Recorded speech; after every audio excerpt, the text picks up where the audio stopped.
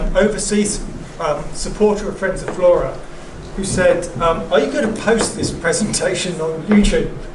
So that's why Paul is videoing it. We said, no, of course we're not, but now we are.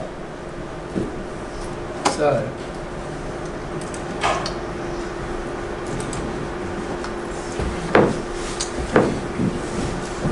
this is the Roroa, the great spotted kiwi. It only exists in the top of the South Island, so it's our kiwi, and it's the only one that we have here. But they haven't been seen in the flora for 40 years maybe, although one of Coxey's hunters found a kiwi beak, or skull and beak, up on top of, or close to McMahon, I think it was, just a couple of years ago, which is kind of weird. Anyway, hasn't been here for 40 years, so about 10 years ago, Friends of Flora came up with the idea, well, why don't we reintroduce them? We sold the idea to Doc, and Doc were happy to help with that. And what Sandy and I are going to talk about tonight, and we're going to try and do this as a double act, although we've never done that before, so I don't know how well it'll work, is really to talk about the journey that we've been on over the last 10 years, to talk about how we've got to this point. So last Wednesday, Rudy, Paul, Sandy and myself went up to take the last two transmitters off. And the two birds that we were going after, Ramaka and Waiharakeke, hang out towards the top of Hodder. But luckily we caught them. And for those of you who remember the original translocations, this bird had the nickname of Houdini because he was so difficult to catch. As you can see, he's still quite wriggly. But uncharacteristically, we actually caught him quite easily this year.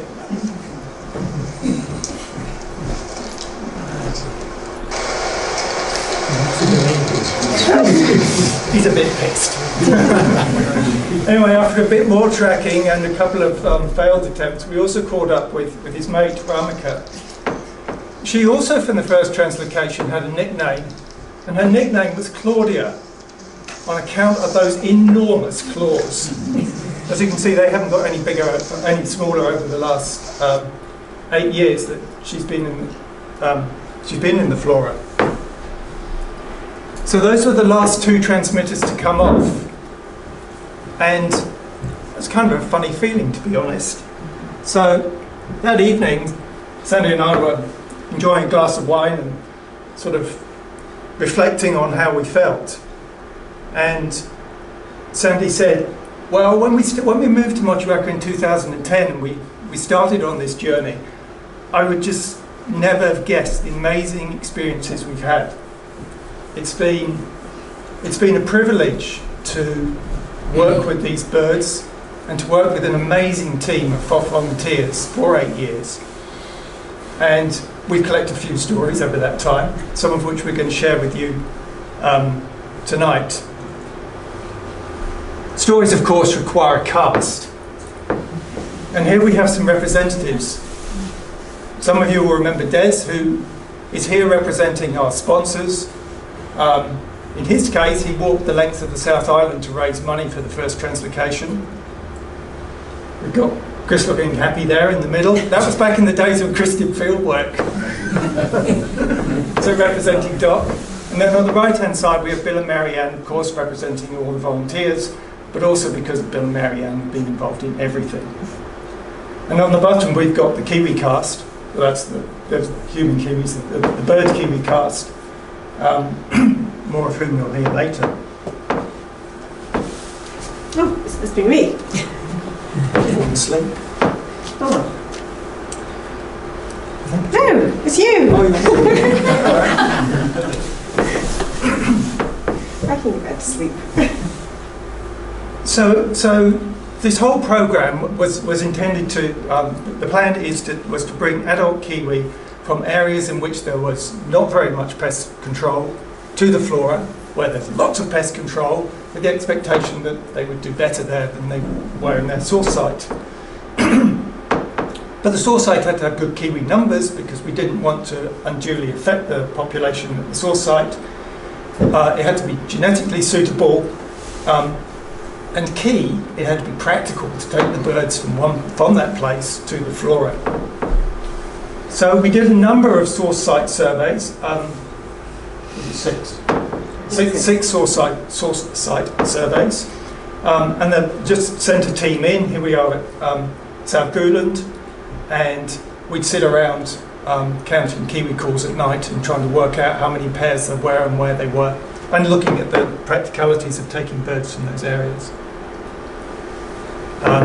We got to go to some beautiful places, camped here on Gunner Downs actually. And boy, there were heaps of kiwi there.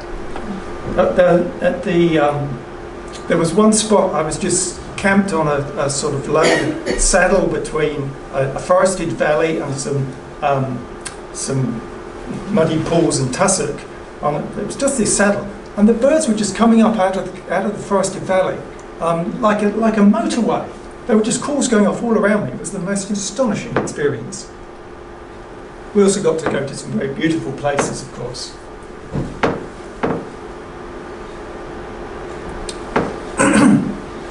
And on the basis of those 6 source site surveys, we identified 4 places from which we could take birds. And the first of those was the Clark River over here. So in May 2010, we took 12 birds, 7 males and 5 females. And then in 2013, we did 2 translocations. One from New Creek down here, near Westport, and the Roaring Lion. And then 2 years ago, we did a 4th translocation from South Guland, all bringing birds in to the flora. So how do you catch a kiwi? Well, there's 2 ways you can do it. One is to go out at night and find a reasonably open place. You play the kiwi call. The kiwi thinks there's an intruder, comes stomping in, and if you're lucky, they'll walk right up to you and just bend down and pick them up. The other way is to use one of these dogs. Now, as you probably all know, the smell of kiwi is irresistible to dogs. But these fellows are so well trained, they'll just let the kiwi walk right on past. So they'll sniff the kiwi out in its burrow, and they'll sit there and stare at the hole, like that. And I've seen kiwis being pulled out literally over the nose of these dogs. They are astonishing. So you've got your kiwi, you put it in a box, you put it in a helicopter, and you fly it off to the flora. So those are the elements you need for a successful kiwi translocation. This is the other element you need for a successful kiwi translocation. You need Alan. He has done a really remarkable job from being our communications focal point, so that's taking the radio calls coming from the catchers, to the release team and dock, to the helicopter pilot. He also did the shopping, arranged the menus, and then transported all the equipment to the sites from which the helicopter would take it to the source site. And also, very fortunately, he is a vet. And on one notable occasion, saved the life of one of those kiwi dogs when it went into anaphylactic shock, having been stung by a bee. So, anyone planning a translocation, just see Helen. Thank you very much. I should also say that he's been a very, very committed member of the tracking team. We'll talk about the tracking team later on. But he specialises in what he calls the old bird circuit, which includes A46, which has 2 distinctions. One is it's about the coldest place in the flora, and the other is that it's an extremely good place for picking up Kiwi transmitter signals. So Alan has spent many, many hours shivering at A46, and thank you for that too. Oops. Now it's me. Right. So, having got our kiwi and in the boxes and flown to the flora, for each of the translocations we've had a formal welcome into the flora area. This is the first one, Wolfery at Flora Hut. Roaring Lion, Kiwi were welcomed into Deep Creek by Kamara Tom Matthews.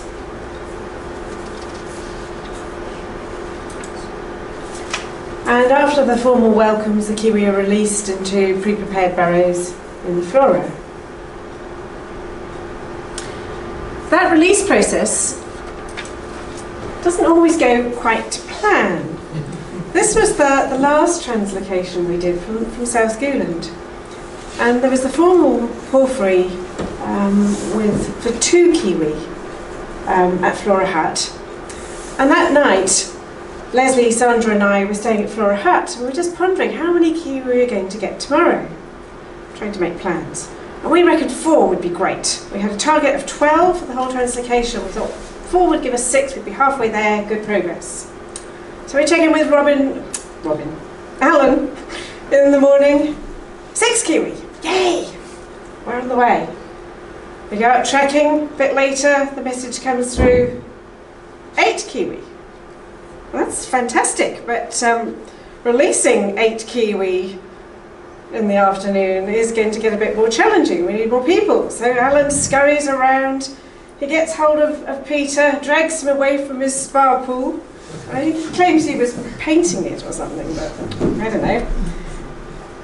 And then we were just all collecting together and the message comes through, actually, it's 10 kiwi. And by now it's getting on late in the afternoon, and they're going to have to come in 2 helicopter tranches because they won't all fit in 1 helicopter. So here we all are, happily awaiting our second tranche of kiwi. And I just want to say here that Peter is actually a bit of an unsung hero of the Kiwi project. We've just heard he's been chairman for 8 years, and he's steered the project through with a pretty deft but gentle touch. And it hasn't always been that easy, so thank you, Peter. So, yeah, we've got our kiwis all arrived, ready to be ferried up into the flora, checked, transferred into their burrows, and it all went smoothly. But how on earth did we end up catching 10 kiwi, not only catching them and transporting them and releasing them all in one day? How did that happen?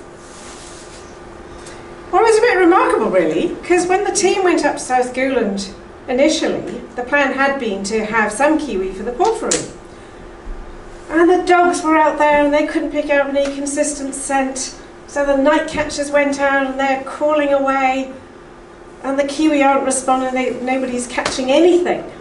And it's well after midnight, and the team gives up, heads for home, and Chris Rickard over on the far side there luckily manages to catch 2 kiwi on the way back to camp.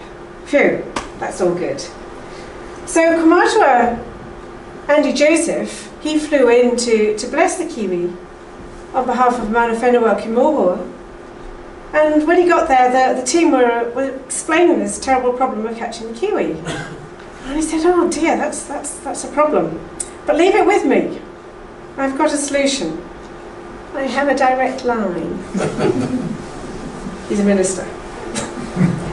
And so that's what happened. He left and the kiwis started cooperating. And before we know it, there's 10 kiwi, and this is Rudy coming back across the downs with 2 kiwi in the carry bags, literally racing to catch the chopper to get them back to the flora. It was quite extraordinary.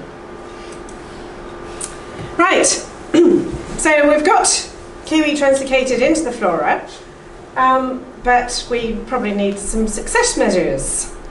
So back in 2010, there were 3 elements: successful transfer of the right number of kiwi without injury, successful establishment, and we were looking at more than 50% setting up territories within a year. And of course you have to have successful recruitment, successful breeding. And we're looking at having more than 50% of chicks hatched in the flora reaching state-proof weight. And we reckon we'd probably need 3 seasons to see if we were achieving that.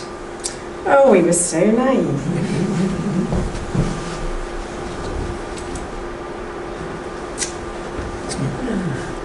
That's Robin. Actually, it's not Robin, it's Bill. Bill demonstrating his winter dress sense there with his bare knees in the snow. So let's deal with the first, or the second of those 2 success measures, the one about establishing remaining within the trapped area and establishing home ranges. Well, how do you know if a kiwi is in the or where it is? And what I was going to do was, for those of you who have never had the good fortune, this is the Kiwi transmitter that we've mentioned several times, and it gives out a signal. So we attach that to the leg of the Kiwi, and then it gives out a signal that sounds like this. This transmitter thinks that it's on a dead Kiwi because it hasn't been moving. So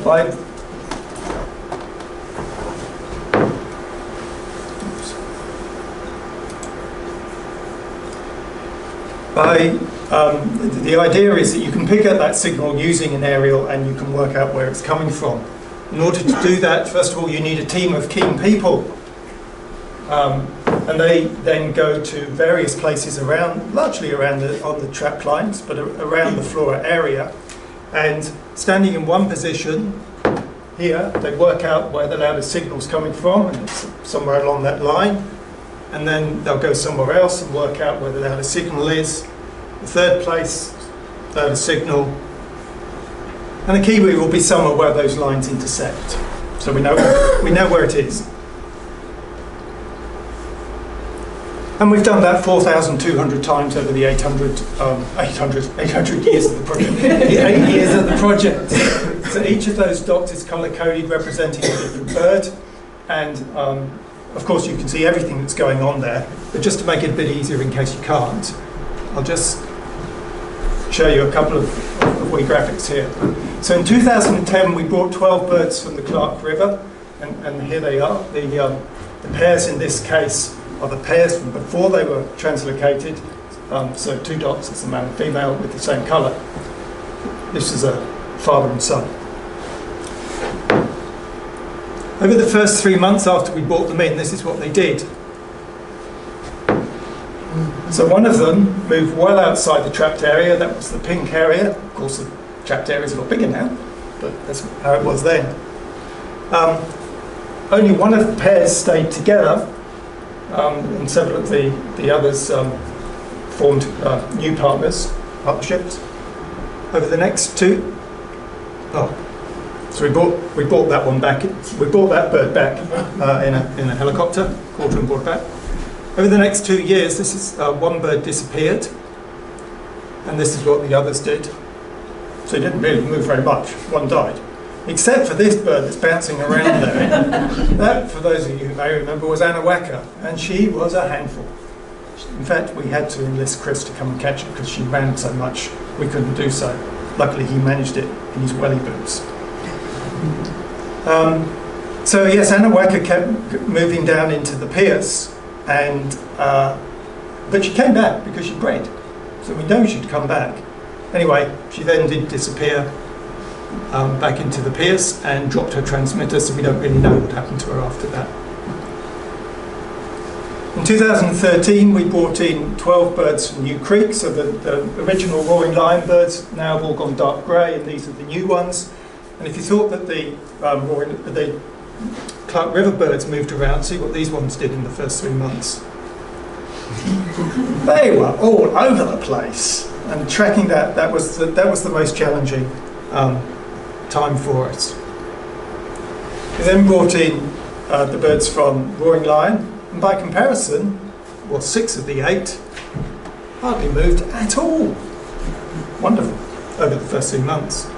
And then over the next 2 years, the New Creek birds continue to wander widely. We lost track of one. This bird that's just moved across there was astonishing. She was down in between the twins and the Leslie, and there were 2 bachelor boys over in the Peel, and she had been at her site between the twins and the Leslie for months and months and months. The day Andy and I went to catch her, she wasn't there. And we eventually, well, a couple of weeks later, tracked down that she moved over into the Peel to join those 2 fellas. So how she knew they was there, I do not know. We lost track of them. Oh, we were back. I chop over and I'll talk about her in a minute. Oh, we brought Kahurangi back from the top of Mount McMahon, where she came back and formed up with Anatori. And we brought Ewa back from Spludgeon's shelter, and she then moved over to the book track. So, as you can see, the birds have continued to move around, and we've continued to monitor them. But 2 years on, they have settled into territories, home ranges. So just a little bit on the wanderers. So the first of those, you remember the first new Clark River bird that moved? That was Totaranui. That's Totaranui in Chris's arms there. So she moved over to Barron's Flat. We went over quarter, put her in a chopper, took her back to Arthur Hut, put her in a burrow, blocked the burrow. At dusk, we unblocked the burrow. She shot out of it. She must have been hidden behind the rucksack that was blocking it. She shot out of it, and at that moment, her mate called. It was astonishing. She went over the ridge, and they lived happily ever after. This was another of the wanderers who really loved Barron's Flat, Rua. Not only did she love Barron's Flat, she loved all the really gorsy bits on Barron's Flat. Monitoring her was a nightmare. And I do have a very strong memory of Andy and Sandy coming back to the truck, which we'd gone in over the flat in, coming back to the truck at dusk, and they were literally covered in gorse. It was in their hair, it was in all their clothes. They were smothered in gorse after a day crawling through it, trying to track Rua. It took 4 catching attempts to finally catch her, because whenever we went over there, she'd just scoot out the backside of a gorse bush. But finally, when we did catch up with her with a huge team, she was in a nice burrow, so we could have done it with one person.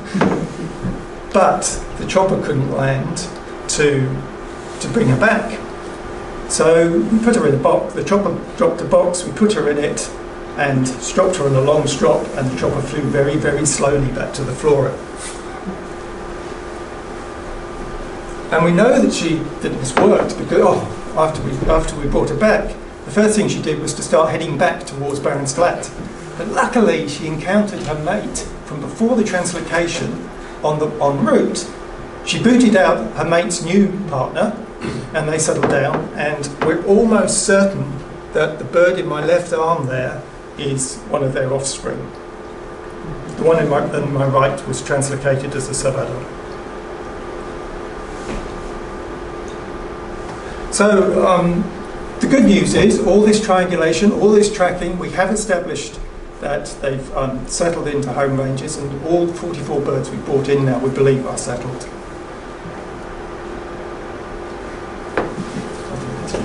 Right.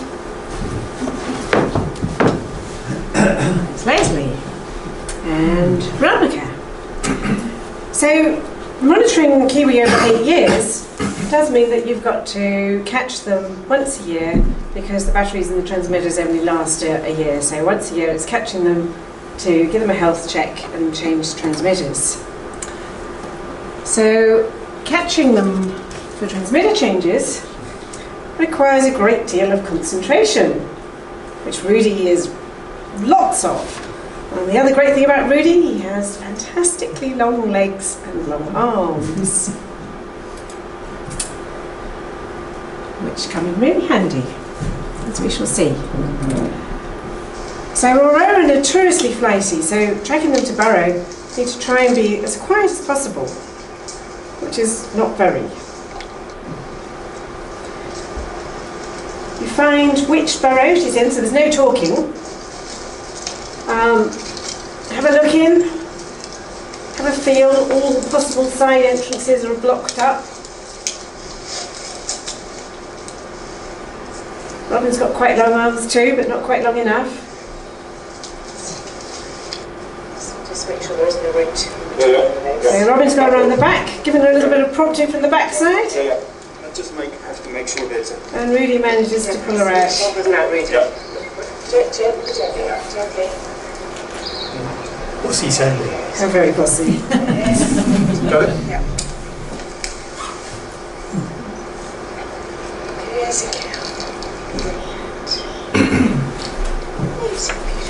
This is Iwa, and she's really feisty.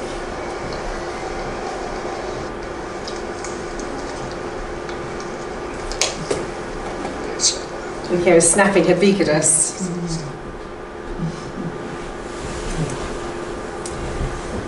So, when you're going to pull Kiwi out of burrows, you don't always end up with nice clean nails or blood. Sometimes you end up with hands like that.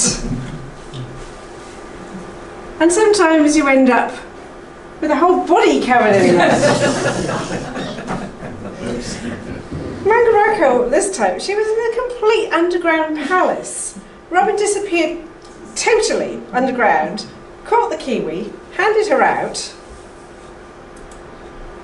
and then had to try and re-emerge.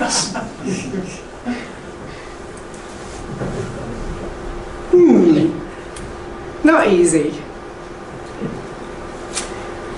And sometimes, as Robin said, when you're tracking a Kiwi, even if you're totally quiet, the Kiwi runs out the back door, and when the Kiwi's running, it's virtually impossible to catch them. But Chris managed it that famous time with Anaweka, and just a few weeks ago, Sandra did an amazing job catching Teray on the run. And I just want to say that Sandra is also an amazing treasurer.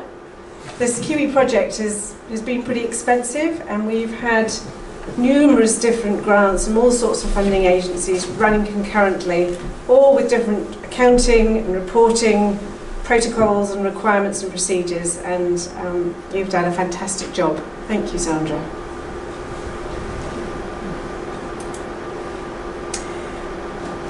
And those sort of running birds tend to hang out in conditions like this. Quiet, eh? And on days like this, you just give up and go home, and go back again another day. Although this one was actually a drop transmitter, so we found the transmitter and we didn't have to find the Kiwi, which is fantastic. Oh, sorry.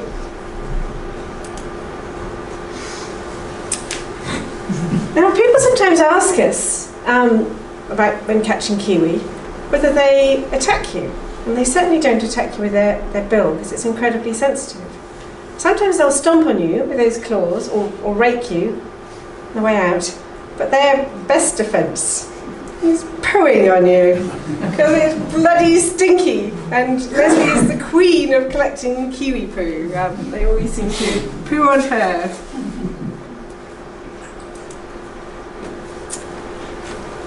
Right, so that was that stage of the monitoring, catching the Kiwi, doing health checks. But apart from the daytime monitoring, we wanted to monitor them at night, see how they use the habitat, where they go at night, what they do, how they talk to each other, and so on. And Paul is a real stalwart of the Kiwi team, and he's up for anything, particularly sitting up all night, taking bearings every 20 minutes and listening to the beeps. What we often don't know, though, is we think we're doing the observing, but not this time.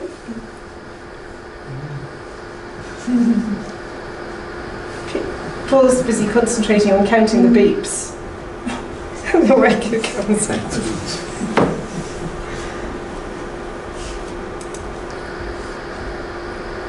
Nope. Yep. Oh, one again. There we go. Right. So one of the other things we were monitoring is pair formation and how pairs stick together. And it was sort of perceived wisdom that Roroa pair for life. Well, no, sadly not.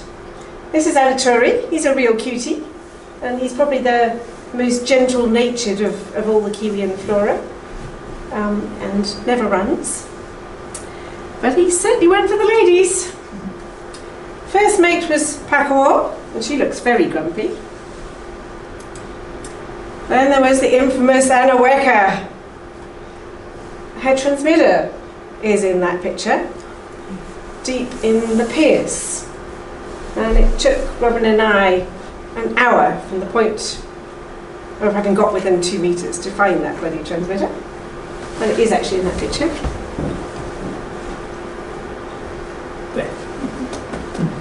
you can't see. Yes, you can. Anyway, Anaweka. Then there was Karafiti. And more recently, Mangarako, who is an enormous kiwi, 3.5 kilos. Look at the size of that bill. And she booted out poor little Karafiti, and no, she's with Anaturi. So, no, they don't pair for life.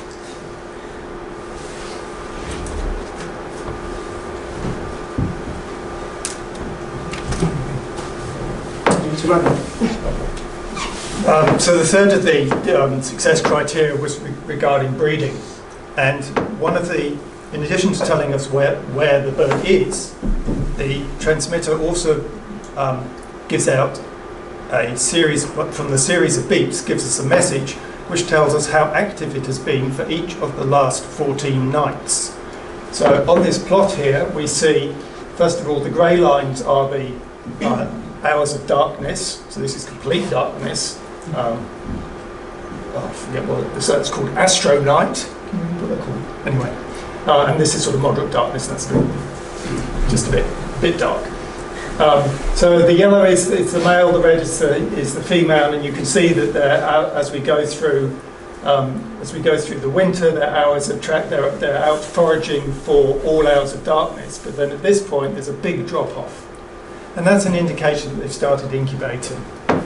So they continue incubating for about 76 days, and suddenly their activity springs back up again, and that's after the chick has hatched. So that was the signal that we've been looking for, because we wanted to go in and see how successful the incubation and the early survival of the chicks was. And the way that we chose to do that was using trail cams. So the red arrow is pointing to the trail cam, and the green arrow is pointing to the entrance to the burrow. So once we detected that the bird was started incubating, we'd wait a couple of weeks, go in, put up a couple of trail cams, and leave them to do the monitoring.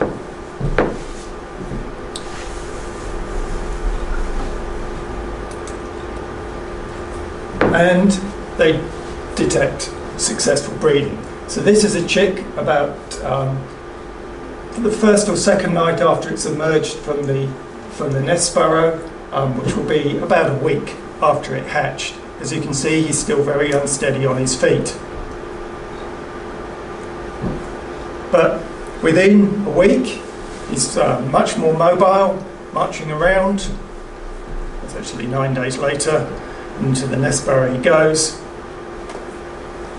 And then about 3 weeks later, he's actually beginning to exhibit some of the behaviours that we associate with adults, so sort of craning upwards and definitely much more mobile, even jumping off this quite considerable size fallen trunk above the nest. Go on, jump. Jump.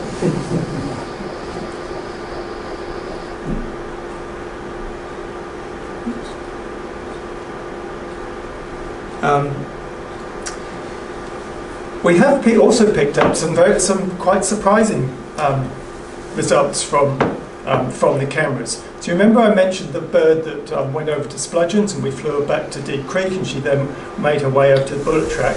Well, after she'd been there for 2 or 3 months, she started incubating.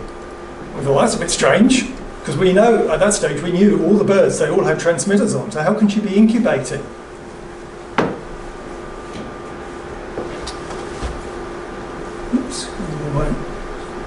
So there was her movement from her release to Spludgeons in the helicopter and then onto the bullet track. So as soon as we could, we got our cameras on the nest burrow, and this is what we saw. And the sharp-eyed ones among you will see that that bird, which is an adult, has no band on it, or no transmitter. So that's a bird that's come over from the cob, presumably. So one of the birds that, I mean, how he found her, I don't know. Sandy and I surveyed thousands and thousands of hours of recording in that area between the Takaka River and the cob. We never picked up a Kiwi call, but he managed to find her. After 2 or 3 months, the chick leaves and its parents leave the nest burrow, and then we really can't monitor the chicks any further because we don't know where they are. We're not going to put transmitters on chicks. So the following year, when we go to change the transmitter on the adults, we're always hoping we'll find a young one with them, as was the case here. So Hoiri is the father in Sandy's arms, and Poe is the mother in Rudy's arms, and the last year's chick is in my hands. And that is a day for celebration, because that chick is more than 1 kilo in weight. That chick, that young one is more than 1 kilo in weight, so it's stoat proof. We were very, very happy that day. It's not the only one that's got away. This is actually quite a strange pairing. The bird in my left hand is Aurora, who we think is a really, really old Kiwi. She's certainly never bred in the 8 years she's been in the Flora, even when she's been with a male. But this year, when we went to take a transmitter off, we found her with this sub-adult, so a really young bird, we think male, can't be quite sure. So I guess they're just hanging out together, she and her toy boy.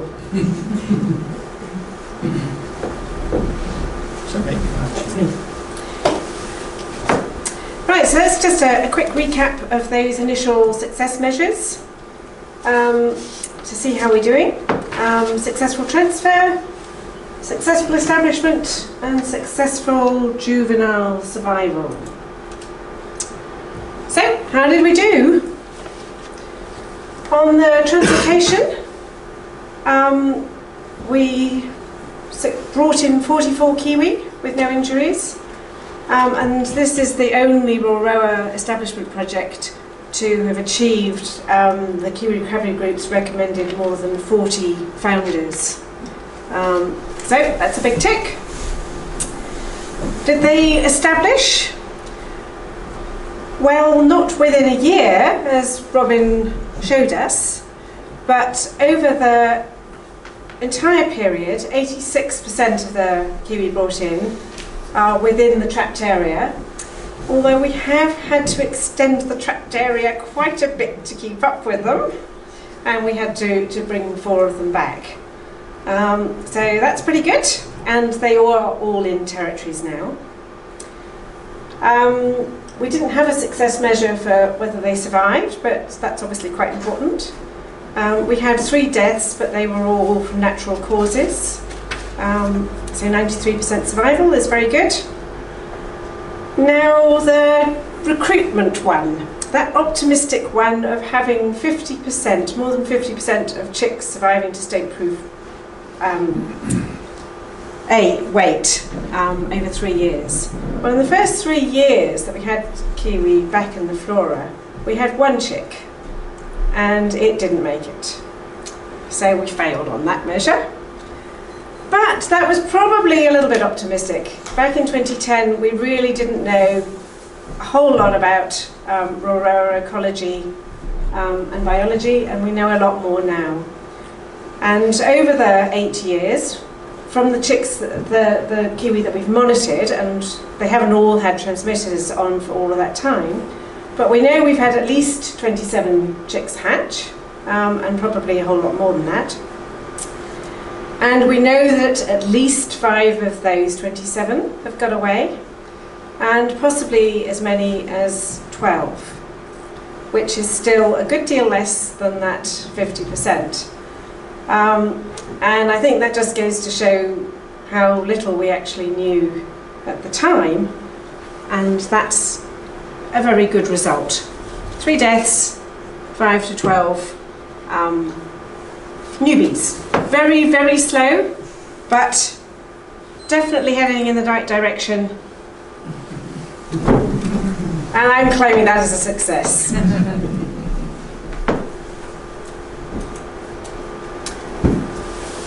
So that recruitment is a bit of a problem for the project, and we thought we'd just have a little look at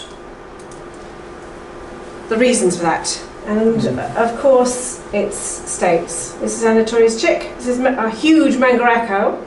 She can't even get into the nest, she's so big. And the chicken behind. This was this year. And then a few weeks later, this is what happens.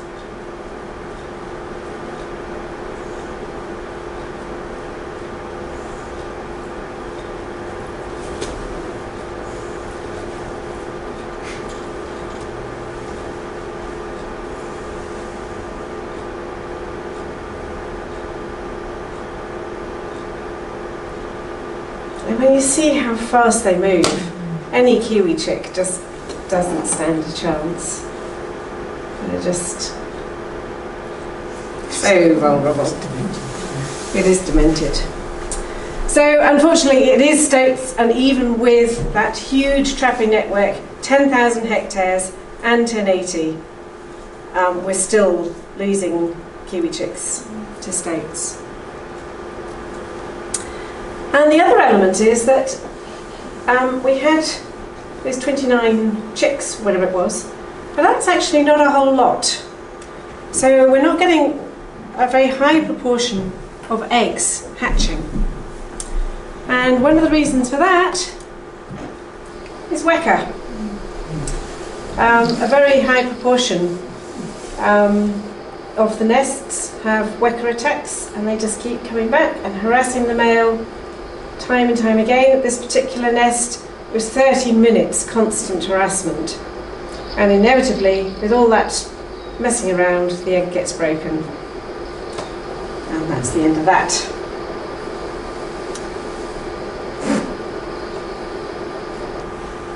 So, yeah, recruitment is definitely slow due to those two factors. We can't do anything about the Weka, but we can definitely do something about the stoats.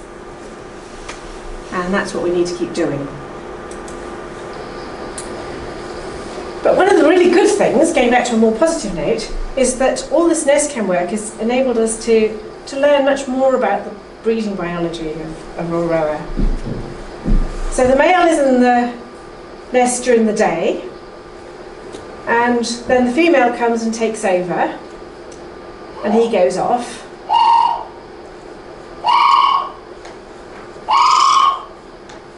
Normally he comes back, but Pico Pico isn't very good at coming back. And time after time, Pakua has to climb up onto a log and call him back. He says, I'm coming, I'm coming. And then an hour and a half later, he rocks up. But that chick hatched anyway. It's a very small sample size. It's not enough to determine what sort of growth rate we could see.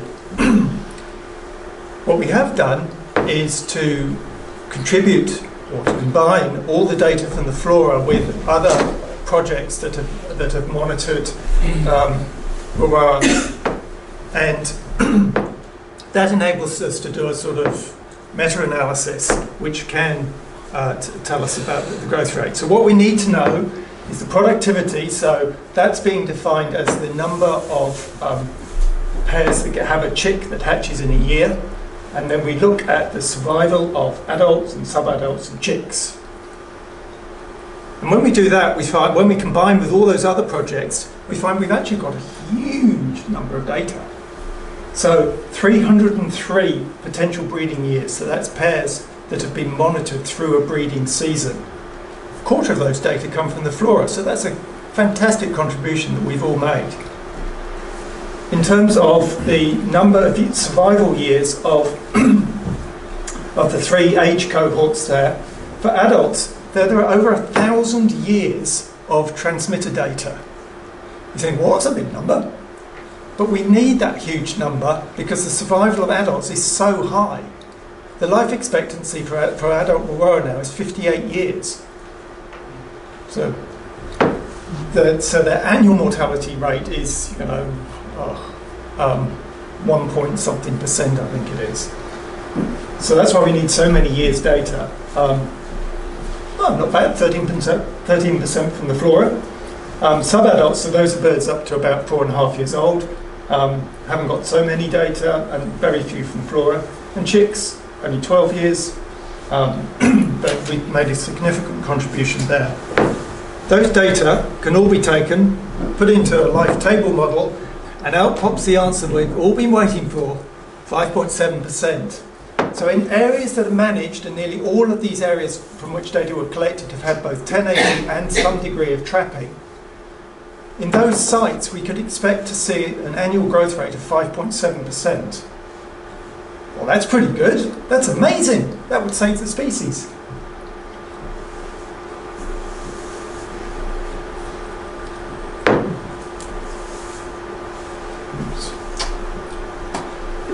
of course, putting in that degree of effort, the trapping and the 1080, we've got to prioritise where we're going to do it. So in our spare time, Sandy and I decided we ought to work out where Roroa live, because clearly those are the areas in which we want to first focus on for pest control. And we decided to restrict ourselves to the whole of the area north of the Buller. And that we would do our survey using acoustic recorders. And we would enlist the support of anybody going into the backcountry who would take a recorder with us. And I paid particular tribute to Graham Elliott's backcountry tracking tunnel team, who have just been staunch supporters of this project. So to date we've put recorders at 750 locations, and this is what the distribution looks like.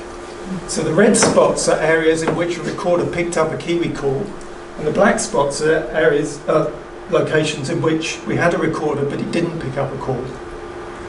So you can see that the Northwest Nelson population, which was presumed to run all the way from the Buller to somewhere up in the Whakamarama range, is actually two separate populations, and there's a gap here between the Mokanui and a bit south of the Karamea where there aren't any. That's pretty weird.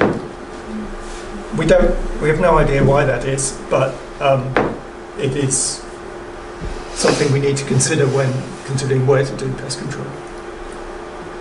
All these data have been used to produce a species plan, a Roroa species plan, which is currently a draft plan. It's hopefully about to go out for consultation, and it will identify the actions that need to be taken to change the current -2% population decline into, or 2% population decline into a 2% growth rate.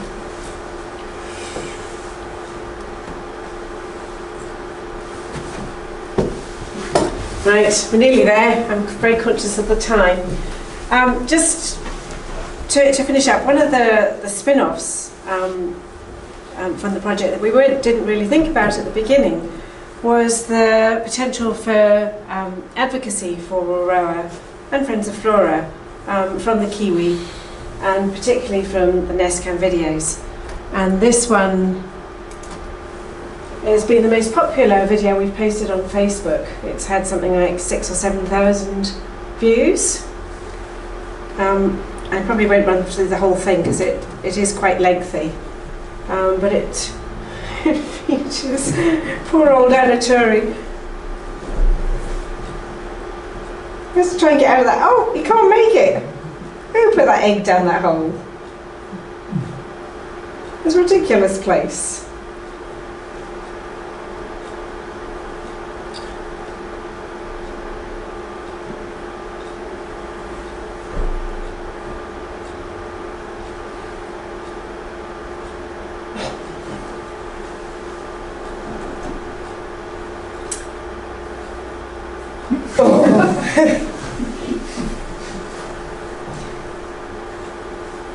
Now this was Korofiti, who happened to be Anaturi's partner at the time, and she was even more reluctant to get into that hole. And she was the one who laid the egg there.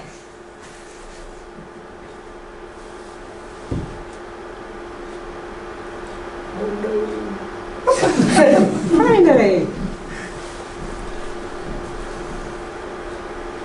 I don't know what Anaturi's doing here.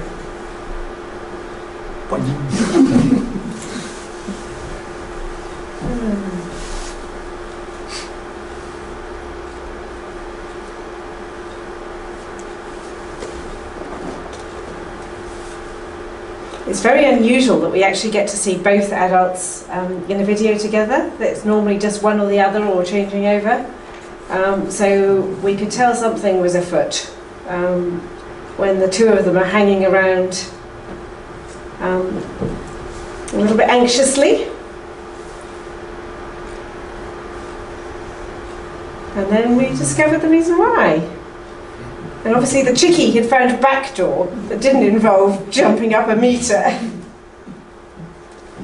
I'll stop it there, but it is a pretty cute video. Right, and just to finish off, that's 8 years, and as Robin said, the transmitters are all off now. But that's still not the end of the Kiwi project. Can't give up now.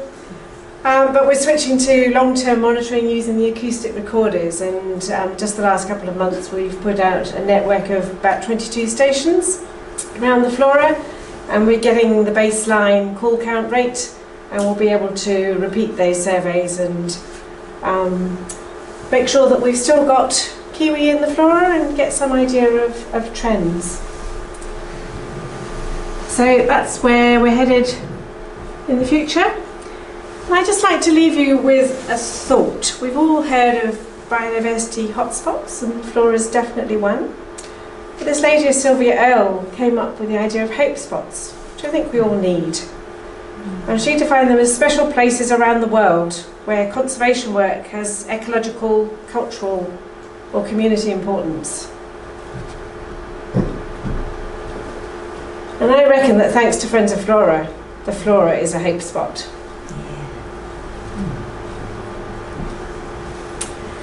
So thank you. Thank you to photographers, particularly Rudy and Paul. Thanks to all the sponsors and grant givers, and particularly DOC partners, all the individuals and businesses who have contributed donations and funds. And particularly thank you to you all here and all the FOFers and all the individuals who've contributed in so many ways over those 8 amazing years. Thank you.